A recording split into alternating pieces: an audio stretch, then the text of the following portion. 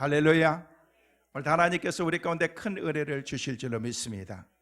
언제부턴가 우리 국회에서도 보면은요, 각종 청문회가 일어나게 되는데, 요즘에는 청문회가 일어나면은요, TV를 통해서 직접 실황을 중계합니다. 그래서 무엇을 질문하는지, 어떻게 대답하는지 그것을 통해서 그 사람이 과거의 행적이 무엇이었고 어떻게 잘못했고, 그리고 그 사람이 가지고 있는 생각이 무엇인지에 대해서 청문을 통해서 다 이렇게 말하게 되어 있습니다.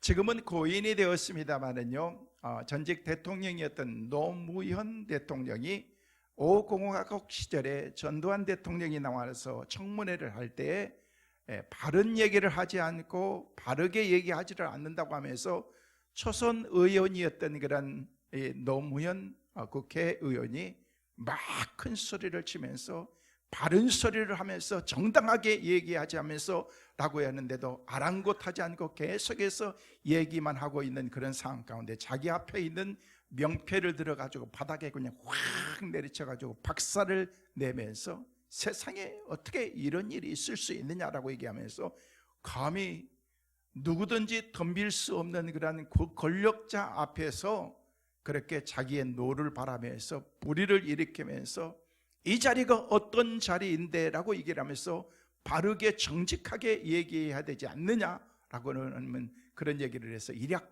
스타가 되었습니다.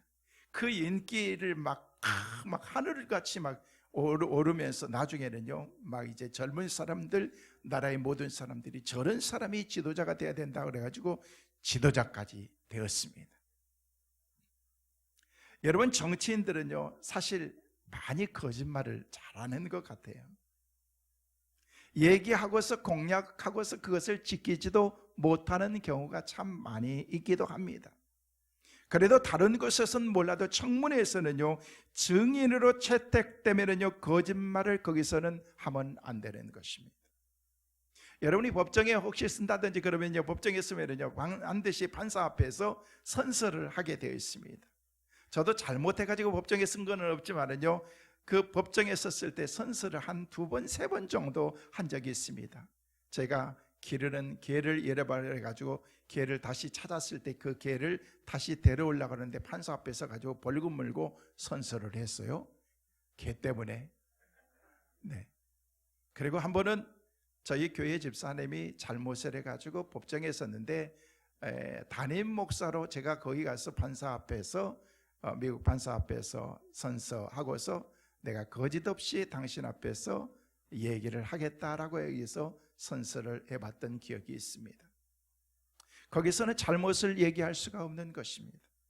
있는 그대로, 사실 그대로를 얘기를 해야 되는 것입니다. 그렇지 않을 때는요, 내 삶 가운데서 어떤 위험이 온다고 할지라도 그 대가에 대한 모든 책임을 당신이 지겠느냐라고 그렇게 묻는 것입니다. 여러분, 거짓말하다가 들키면은요, 거기서는 엄벌을 받을 뿐만 아니라 정치하는 사람은 정치의 생명까지도 거기에서 다 끝나게 되는 것입니다. 그래서 국무총리를 한다든지 어떤 중요한 자리에 있기 위해서는 요즘 반드시 청문회를 통해야 되는데, 청문회에 앞서서 먼저 그 사람들이 자기의 모든 것을 내려놓고서 나는 포기하겠다. 왜요? 떳떳하지 못하는 거예요. 과거에 잘못한 것이 많이 있는 거예요.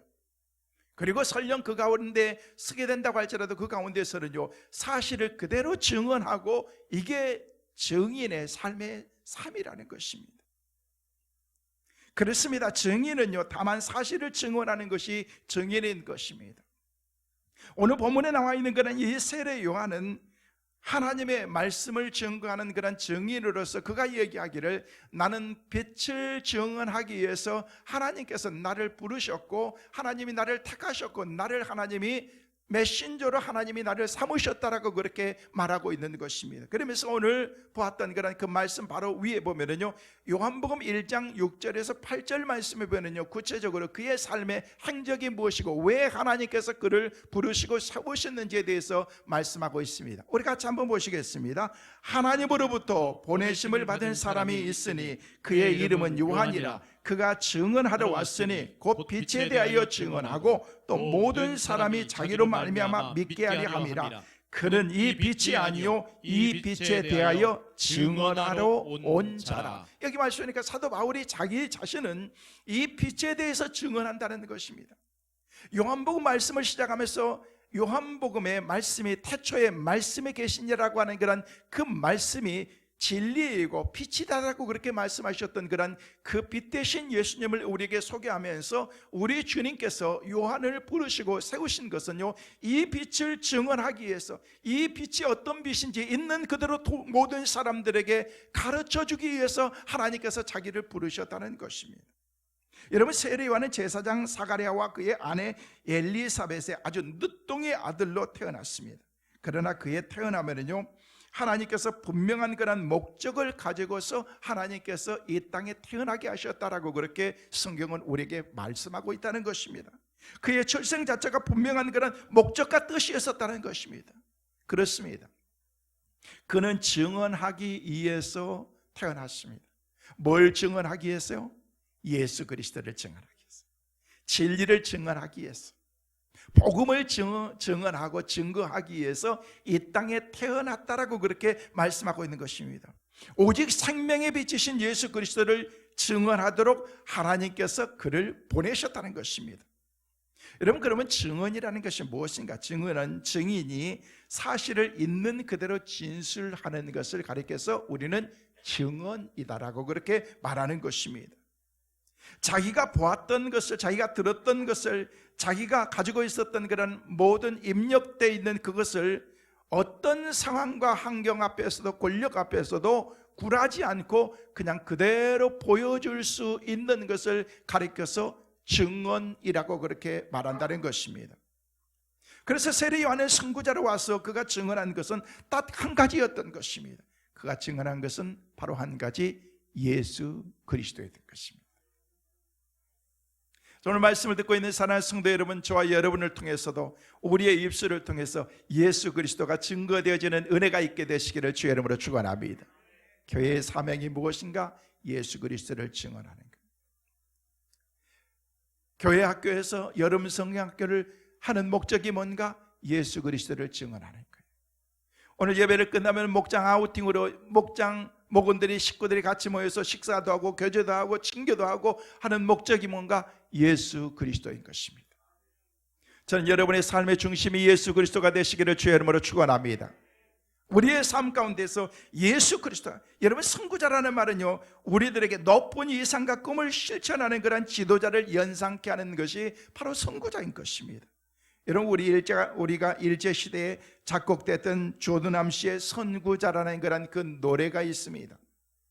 그 노래의 가사들을 보면요, 우리나라의 그 가사를 통해서 우리나라에 애국하는 그런 그 마음이 얼마나 그 안에 담겨져 있는가를 보고 우리가 이 노래를 부를 때마다 우리 가운데에서 가지고 있는 그런 그 애국하는 그런 마음이 그 가운데에 생기게 되는 것입니다.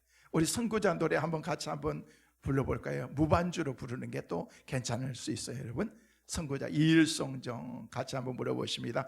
이일송정 푸른 소른 늙어 갔어도 한 줄기 해랑강은 천년 두고 흐른다.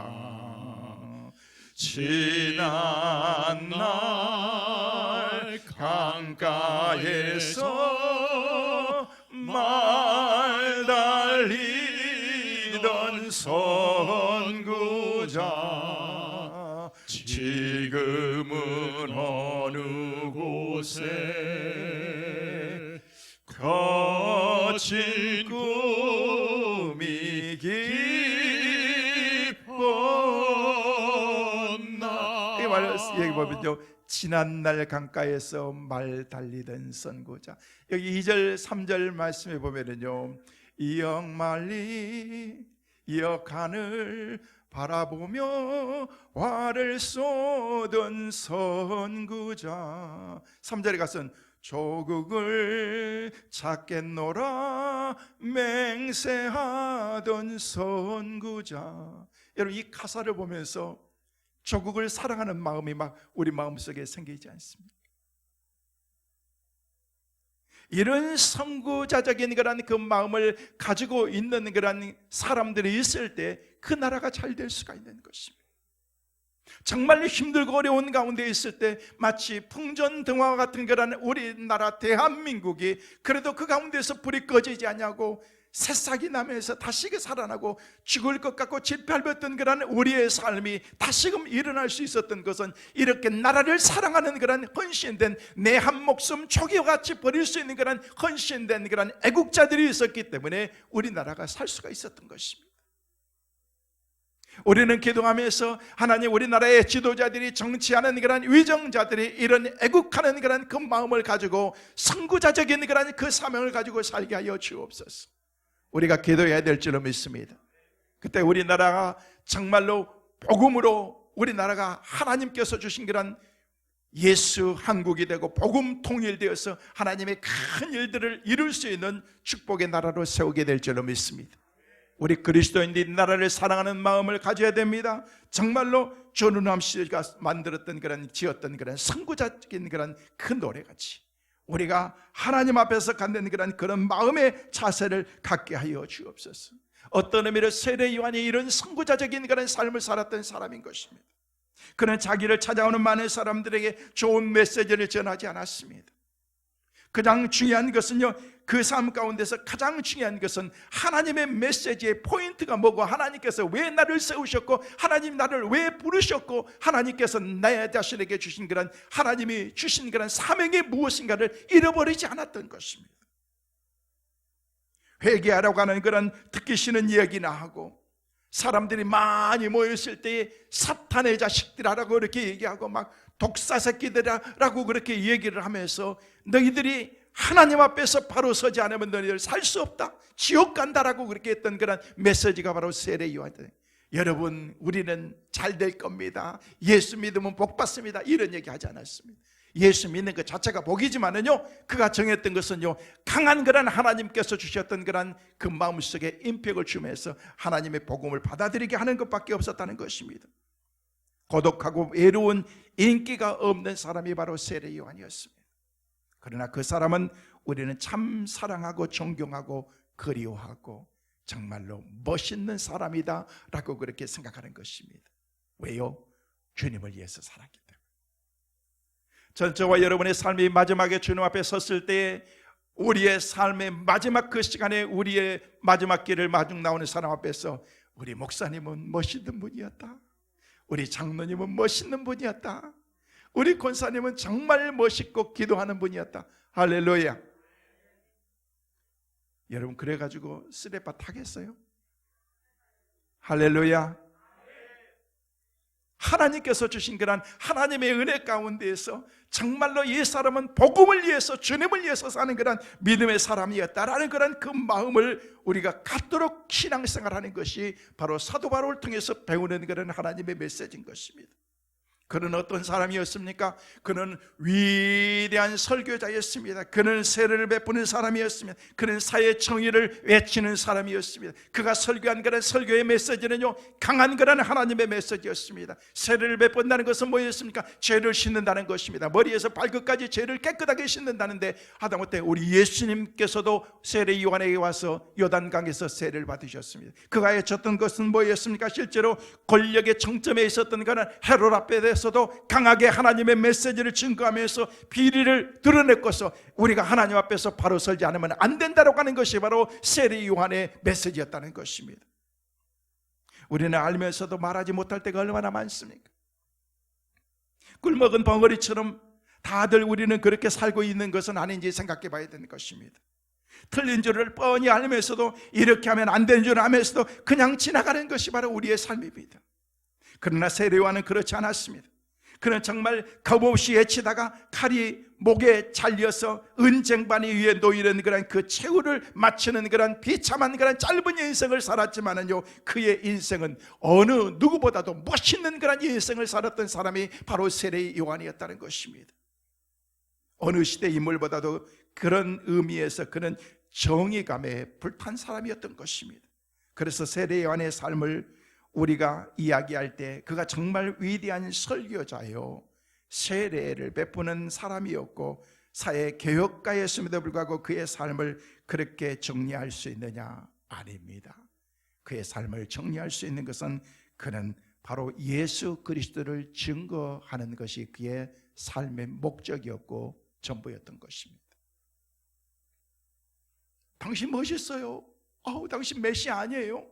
우리가 기다리는 예수 아니에요? 라고 그렇게 사람들이 얘기했습니다. 우리는 당신을 따르겠습니다 하면서 수많은 사람들이 그를 추종하면서 따랐지만은요, 그가 하고자 하는 것은 사회 정의도 구원도 아니었고, 그가 세례를 베푸는 것도 그것이 중요한 것이 아니었고, 다른 사람들 앞에서 외쳤던 그런 인기의 몰이의 그 삶이 중요한 것이 아니고, 내 삶을 통해서 예수 그리스도가 증거되기를 원하는 그 마음이 그의 삶의 전부였다는 것입니다. 성도 여러분, 저와 여러분의 입술을 통해서 예수 그리스도만 증거되어지는 은혜가 있기를 간절히 소망합니다.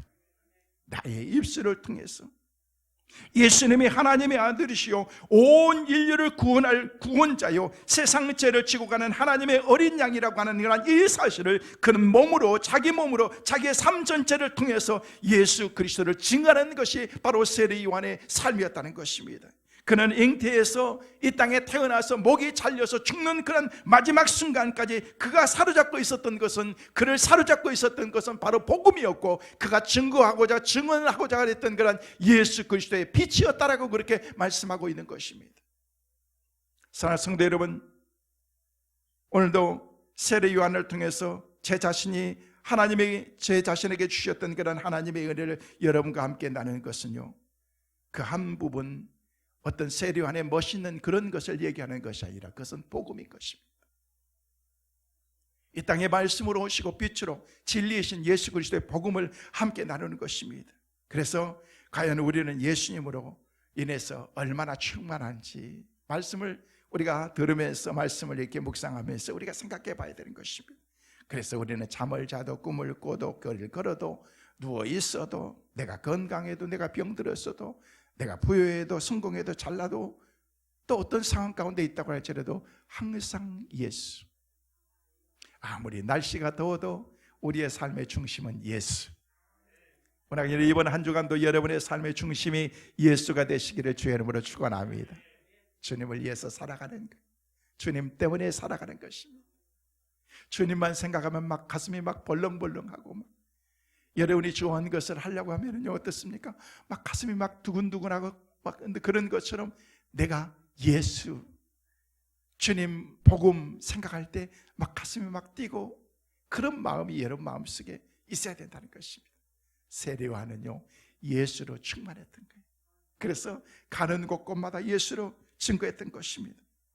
그래서 우리는요 예수에 막 미쳐야 되는 거예요. 미쳐야 돼.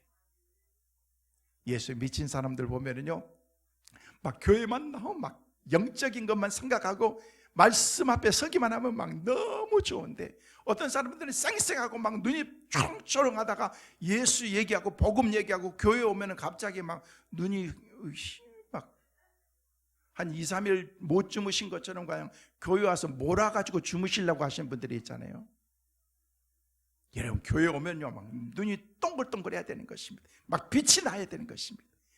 예수.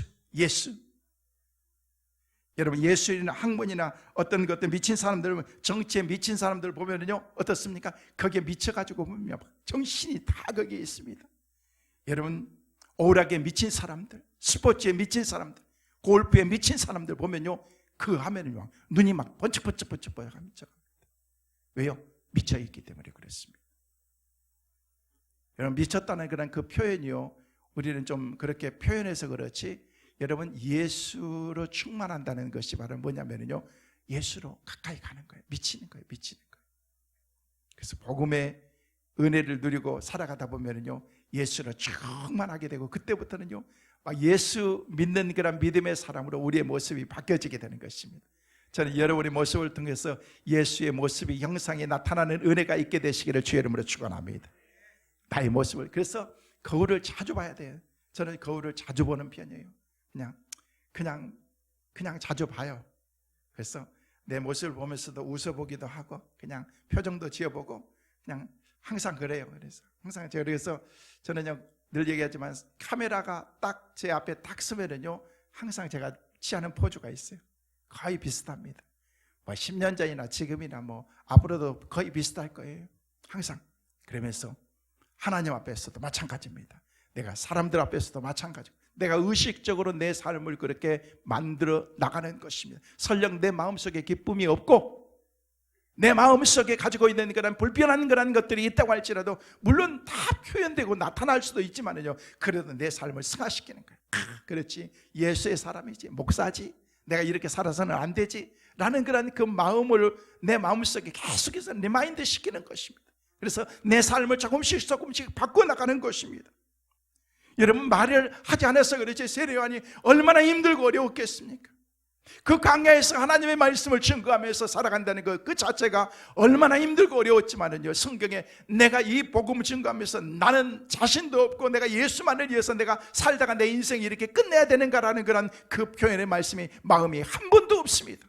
내가 이 땅에 이 사명을 감당하는 것은 한 가지밖에 없다, 예수 그리스도를 증거하는 것이다 라고 그렇게 했다는 것입니다. 왜요? 예수에게 미쳤기 때문에 그렇습니다. 여러분, 해밍웨이의 소설 가운데 노인과 바다라고 하는 그런 그 소설의 내용이 있습니다. 그 내용에 보면은요, 거기에 산티아고라고 하는 그런 할아버지가 나이가 많아도 이제 삶이 있기 때문에 그것을 고기를 잡기 위해서 바다를 나가게 됩니다. 바다에 나가는데 하루 이틀 나가는 것이 아니고 큰 망망한 대로 나가게 되는데요, 그냥 수십 일 동안 80여 일이 넘는 동안 바다에 나가서 이제 고기를 잡는데 이제 그 가운데에서 저기 걸프만에 나가가지고 고기에 도착해서 그물을 쳤고 마침내 고기를 잡았는데 큰 이 청새치가 잡히기 시작합니다. 입이 쫙 빼쪽하고 한 3m 되는 그런 그 청새치가 잡혔는데 얼마나 힘이 세든지, 여러분 고기는요 낚싯줄을 잡으면은요 그 고기의 힘이요 대단합니다. 처음에는요 막 딸려 들어갈 것처럼 그렇게 합니다. 그런데 막 3m 되는 그런 그 고기가 잡혔기 때문에 얼마나 힘들겠습니까? 안간히 힘을 쓰는데 내가 고기를 잡는 게 아니고 고기가 자기를 잡고 막 끌고 다니는 거예요. 막 보트를 끌고 다니는 거예요. 며칠 동안, 한 2, 3일 동안 끌고 다니는데 나중에는요 산티아고라는 이 할아버지가 도저히 안 돼가지고 얘기하는 거예요. 고기한테 얘기합니다. 형제요, 이제 그만하자. 고기한테 얘기하는 거예요. 야, 이제 그만하자. 지쳤다. 나도 지치고 너도 지쳤는데 여기까지 하고 그만하자라고 그렇게 얘기를 하는데, 아랑곳하지 않고 고기는 왔다 갔다 하는데 3일째 되는 날 이 고기가 지쳐가지고 이제 힘이 없어가지고 점점 보트 옆으로 오게 됩니다. 보트 옆으로 가까이 왔을 때 이 할아버지가 큰 창을 가지고 고기에 팍 찍어서 죽입니다. 드디어 잡았습니다. 그래서 이제는요 보트에 매달고서 내가 시장에 가서 높은 가격을 받아서 이제 이것을 팔 수 있겠다는 그런 생각을 가지고서 건네를 우르면서 배를 이 무트로 향해서 돌아오기 시작하는데, 한참 돌아오는데 칼로 찔렀던 그런 그 고기에서 나오는 피 때문에 바다에 있었던 그런 상어들이 피 냄새를 맡고서 이제 거기에 막 몰려들기 시작합니다. 몰려드는데 막 상어떼들이 오는데 막 6마리의 큰 상어들인데 다시 그 상어를 막 찌르고 죽이고 쫓고 해가지고 겨우 상어들이 다 이렇게 달아났습니다. 완전히 지쳐가지고 이제 그냥 럭아웃 되어 있는데, 그러고 난 다음에 잠을 자기 시작합니다. 잠을 잤는데, 잠잔다고 여러분 상어들이, 돌아갔던 상어들이 안 돌아옵니까? 잠자는 동안에, 돌아오는 동안에 상어들이 그냥 그 청새치 이 고기를 다 뜯어버리고 정작 무트로 돌아갔을 때는요 뭐만 남았어요? 뼈다귀만 남았어요. 그 노인과 바다를 통해서 우리 가운데 주시는 메시지가 뭔지 아십니까? 인생이 그렇다는 것입니다. 우리는 우리의 인생에 이것이 내 삶의 전부인 것처럼, 이것이 내 삶을 윤택하고 내 삶을 부요하게 만들 것처럼 생각하지만요, 가서 보면은 남아있는 것은 뼈다귀밖에 없는 것입니다. 뼈다귀. 여러분이 마지막에 가는 그 길 가운데, 여러분의 삶 가운데 남아있는 게 뭐가 있을 것 같습니까? 큰 재산이요, 많은 빌딩이요, 많은 그런 업적이요, 아무 소용이 없는 것입니다. 내 삶 가운데 남아있는 것은 한 가지, 바로 예수 그리스도밖에 없는 것입니다. 제가 지난주에 말씀을 드렸죠. 얼마 전에 제가 임종 예배 같은 그런 예배를 2번이나 드렸다고. 그런데 제 기도에 능력이 없는지 임종 예배를 드렸는데 아직도 돌아가시지 않고 있어요. 임종 예배를 드리면 빨리 돌아가셔야 되는 거 아닌가요? 모르겠어요. 그런데 많이 오랫동안 사시면 더 좋겠죠. 그런데 임종예배를 드리는데 아직도 돌아가셨다는 소식이 어제도 전화했어요. 또 다른 권사님한테도 해서 어머니 좀 어떻습니까? 어머니가 아무 의식도 없고 그러는데 아직도 그러면서 얘기하기를 목사님 어머니 편안하게 빨리 가실 수 있도록 기도해 주세요. 이미 기도했는데 어떻게 더 세게 해야 될지 모르겠어요. 마지막에 가서 제가 임종예배 드릴 때 마지막으로 증언하는 게 뭔지 아십니까? 아무것도 없습니다. 권사님, 집사님, 예수님 끝까지 붙잡으세요. 집사님, 남아있는 빌딩을 어떻게 할까요? 제가 물어보지도 않습니다. 권사님, 자녀손들을 어떻게 할까요? 관심도 없습니다. 예수 끝까지 붙잡고 천국 가는 것은 그 문까지 가야 됩니다. 예수, 예수, 예수, 예수. 인생 모르지만 여러분이 제가 먼저 갈지 아무도 모르지만은요, 만약에 여러분들이 임종 예배를 제가 드린다면요, 여러분 앞에 가서 제가 마지막으로 하는 것은 단 한 가지입니다. 기대하지 마세요. 예수밖에 없습니다. 예수 잘 믿고 복음 붙잡고 주님 앞에 서는 그 시간까지 예수 붙잡아야 된다는 것입니다. 그래서 우리의 삶의 모든 전부가 예수 그리스도가 되어야 된다는 것입니다. 여러분 사도 바울처럼 그리고 사도 세례 요한처럼 저와 여러분의 삶의 중심은 예수 그리스도가 되고 우리의 삶의 전부도 예수 그리스도가 되시기를 주의 이름으로 축원합니다. 우리는 지금 인생을 어떻게 살아가고 있습니까? 내 인생이 때로는 너무 부끄럽지 않습니까? 우리는 지금 이런 질문을 스스로에게 던져보고서 부끄러운 그런 인생을 살고 있다면 인생의 진정한 그런 의미와 목적을 깨닫고서 의미 있는 그런 삶을 살 수 있도록 우리가 스스로 내 자신을 추스리면서 내 자신을 노력하고 그렇게 살아야 된다는 것입니다. 막연하게 무의미하게 우리의 인생을 살아가는 것이 아니라 단 하루를 산다고 할지라도 가치 있게 내 인생을 하나님 앞에 섰을 때에 부끄럽지 않게 우리의 인생을 살아야 되지 않겠느냐는 것입니다. 예수님보다 6개월 먼저 와서 사회에서 유대 사회에서 제일 존경받고 있었던 그런 정신적인 지도자였던 세례 요한이 광야에서 백성들에게 외쳤던 그런 말씀은 한 가지였습니다. 회개하라, 회개하라. 그런데 이상하게도 세례 요한은 아무도 없는 광야에 가서 세례 요한이 복음을 그 가운데서 증거하고 있다는 것입니다. 여러분, 광야는 사람 사는 곳이 아니죠. 물 안 먹으면 없습니다. 불 한 폭이 없습니다. 황량한 그런 곳에서 내리쬐는 그런 한 40여 도 가까운 그런 내리쬐는 그런 그 떼앞밑에서 사람들이 모여가지고 복음을 듣고 있는데 구름대같이 많은 사람들이 그곳에서 모여서 말씀을 듣기 시작한 것입니다. 왠 줄 아세요? 그 진리가 우리를 살릴 수 있다는 사실을 알았기 때문에 그런 것입니다. 그런데 그 많은 사람들이 모여있는 가운데에서 복음을 듣고 복음을 통해서 은혜 받고 있는 사람도 있지만 다 그런 사람이 있는 것만은 아니었습니다. 그 가운데 유대인들, 제사장들, 레인들은요 자기의 삶 가운데 위협을 느낀 것입니다. 그래서 흠잡을 만한 것이, 꼬투리 잡을 만한 것이 없는가라는 그런 것을 생각하면서 어느 날 요한에게 찾아와서 묻습니다. 네가 누구냐? 네가 누군데 세례도 베풀고 네가 누군데 그 사람들 앞에서 회개하라고 외치고 하면서 그렇게 하느냐라고 그렇게 묻습니다. 도대체 무엇 때문에 이런 짓을 네가 하고 있냐? 세례 요한을 진정으로 존경하고 싶어서 물은 것이 아니라 세례 요한의 가르침이 자신들의 가르침보다도 더 권위가 있고 종교적인 그런 권력의 위협이 된다는 생각 때문에 그들이 세례 요한에게 물었던 것입니다. 오늘날 세상 사람들이 우리를 향해서 묻습니다. 당신은 누굽니까? 여러분, 회명에 의해 노인과 바다의 어부 센티아고 노인처럼 헛된 것만 풍부해서 우리의 인생을 살아가고 있는 것은 아닌지. 그래서 무엇에 미쳤느냐가 그 사람을 결정하는 것입니다. 세례 요한을 가만히 보면요, 어떤 면에서 보면요, 균형이 완전히 다 깨진 사람 같습니다. 예수에 미친 사람입니다. 여러분, 미친 사람의 특징이 뭔 줄 아십니까? 미친 사람은 겁이 없습니다. 그냥 밤중에도, 비 오는 날 저녁, 으스스한 저녁에도 공동묘지 가가지고 거기서 쉬었다 오기도 합니다. 왜? 미쳤기 때문에 그렇습니다. 미친 사람의 특징은요, 두려움이 없다는 것입니다. 미친 사람의 특징은요, 무서운 게 없습니다. 그리고 미친 사람의 특징이 하나가 또 있습니다. 뭔 줄 아십니까? 눈에 뵈는 게 없습니다. 왜요? 미쳤기 때문에. 자기의 직업, 자기의 재산, 자기의 지혜, 내가 계획했던 미래의 계획들, 이런 것들, 가차없이 모든 것들을 다 내려놓고 포기할 수 있는 거예요. 왜? 믿었기 때문에 그런 것입니다. 주님을 따랐던 모든 사람들의 특징들을 보십시오. 어떻게 그렇게 할 수가 있을까? 배설물처럼 여기면서 그렇게 주님을 따르겠다라고 그렇게 말했던 그런 사람들의 백그라운드 배경이 무엇인가를 알아야 돼요. 왜요? 그보다도 더 가치 있는 소중한 것을 그들이 깨닫고 발견했기 때문에 그런 것입니다. 저는 저와 여러분의 삶의 부하가 예수 그리스도가 되시기를 주의 이름으로 축원합니다.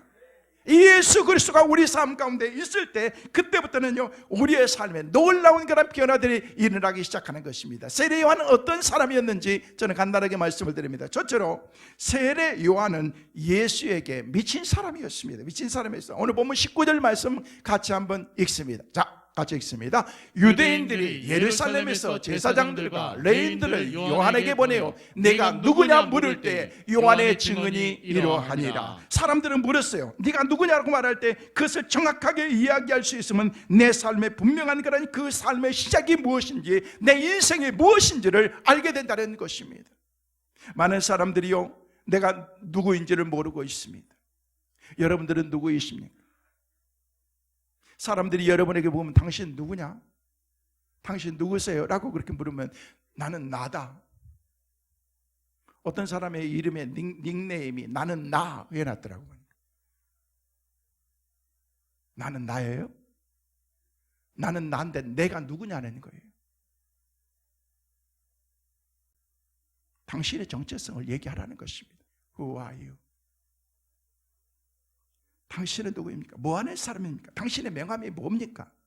여러분, 우리는요 이 문제에 대한 그런 분명한 해답을 우리 스스로가 가지고 있어야 된다는 것입니다. 이 문제에 대한 그런 확신이 있어야 되는 것입니다. 내 삶에 대한 그런 그 해답이 우리 가운데 있어야 된다는 것입니다. 내 삶에 대한 그런 해답이 없는 사람이 무엇을 할 수가 있겠습니까? 목적이 있어야 우리가 갈 수가 있는 거죠. 목적 없이 가는 것을 우리는 방황이라고 얘기합니다. 목적 없이 열심히 하는 것은 열심히 있는 그런 열심히 방황하는 것을 얘기하고 있는 것입니다. 저 사람 열심히 있는데 방황하고 있는 거예요. 그냥 맨날 남의 다리만 걷고 있는 거예요. 세례 요한이 이렇게 이야기합니다. 20절 말씀 보십니다. 같이 보십니다. 요한이 드러내어 말하고 숨기지 아니하니 드러내는 말이 나는 그리스도가 아니라 한데. 물었어요. 너 그리스도야? 너 예수야? 너 메시아야? 나 아니야.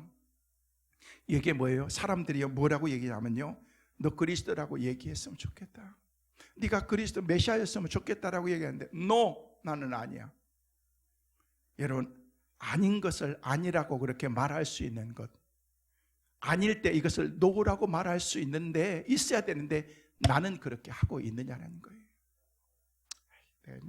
다 좋은 게 좋은 거지 뭐 내가 No 한다고 그냥 뭐 그게 그렇게 되겠어? 저 사람이 뭘 어떻게 생각하겠어? 저 사람이 하는 일에 반대하는 것처럼 생각할 텐데 그냥 나 가만히 있을래? 여러분, 비겁한 사람인 거예요. 노를 노라고 말할 수 있는 사람, 다른 사람이 얘기할 때 그냥 은근슬쩍 아니면서도 내가 그렇게 하면 그렇게 넘어가지 말고 아니에요, 나는 집사님 나 그런 사람 아니에요, 내가 그 일 한 거 아니에요, 권사님 나 그런 사람 아니에요, 그렇게 말할 수 있는 사람이 돼야 된다는 거예요. 우리는 노 하기를 잘 못합니다. 진짜 예스 할 때는 하지도 못하고 진짜 노 해야 될 때는요 하지도 못하는 그런 비겁하게 우리 인생을 살아가는 사람들이 많이 있다는 것입니다. 세례 요한은 뭐라고 그랬어요? 너 메시아야? 너 그리스도야? 너 선지자야? 엘리야야? No, 아니야, 나 아니야.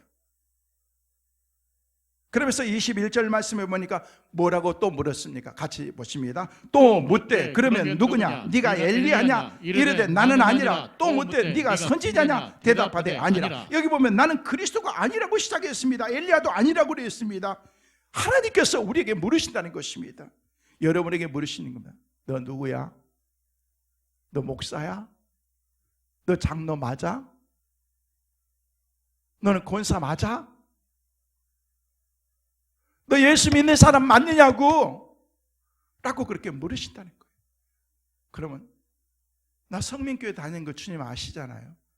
나 권사 받은 거 모르세요? 나 권사인데요? 라고 그렇게 자신 있게 말할 수 있느냐는 거예요. 내가 이름에도 목사예요, 목사, 담임 목사. 그게 뭐가 중요해요? 너 진짜 예수 믿는 사람 맞아? 아닐 때는요 그 사람이 목사든 장로든 권사든 아니면 몇 대째 신앙생활했든 나는 아니에요. 오늘 말씀에 나왔잖아요. 주님 신발끈을 풀고 묶는 것도 나는 하지 못할 자격이 없는 사람입니다. 세례요한 충분히 자격이 있는 사람이에요. 사람들이 충분히 따라다닐 만 추종할 만한 그런 믿음의 사람이라는 것입니다. 그런데도 그는요, 아닌 것을 아니라고 말할 수 있는 그런 신앙, 바로 이게 세례요한의 신앙이었습니다. 왜요? 그는 예수에게 미쳐지기 때문에 그렇습니다. 성도 여러분, 저와 여러분의 삶의 모든 것이 주님께 초점을 맞춰서 주님께 모든 관심이 맞춰서 주님만 따라갈 수 있는 은혜가 있기를 간절히 소망합니다. 두 번째로, 세례 요한은 복음을 전하는 소리였다라고 그렇게 말하고 있습니다. 자, 23절 같이 읽습니다. 이르되 나는 선지자 이사야의 말과 같이 주의 길을 곱게 하라고 광야에서 외치는 자의 소리로다. 제가 연봉 강의 두 번째를 통해서 제가 여러분 소리에 대해서 말씀을 드렸습니다. 소리라는 것은요, 없어지는 것입니다. 소리를 냈습니다. 근데 파장을 일으켜서 쭉 가지만은요, 여러분의 귀에는 들리지 않습니다. 없어지는 것입니다. 말이라는 것은요, 사람의 마음속에 심겨져서 삶의 변화도 있고 오랫동안 기억하고 간직하지만 소리라는 것은 금방 없어져 버리는 것입니다. 그래서 세례 요한은 그가 얘기하기를 나는 소리다, 소리다. 뭐예요? 주님을 위해서 외치는 소리에 불과하다는 것입니다. 주님이 오셔서 내 삶 가운데에서 놀라운 일들을 베풀어 주실 것이다. 이것이 바로 세례 요한의 두 번째 메시지였습니다. 세 번째, 세례 요한은 예수님만 바라보는 그런 믿음의 사람이었습니다. 29절 말씀 다시 한번 보실까요? 오늘 다음 주에 보실 말씀이지만 29절 같이 읽습니다. 이튿날 요한이 예수께서 자기에게 나오심을 보고 이르되 보라, 세상 죄를 지고 가는 하나님의 어린 양이로다. 여러분, 세례 요한을 통해서 볼 수 있는 것은 처음부터 끝까지 그는요, 예수 그리스도만 보고 있었던 것입니다.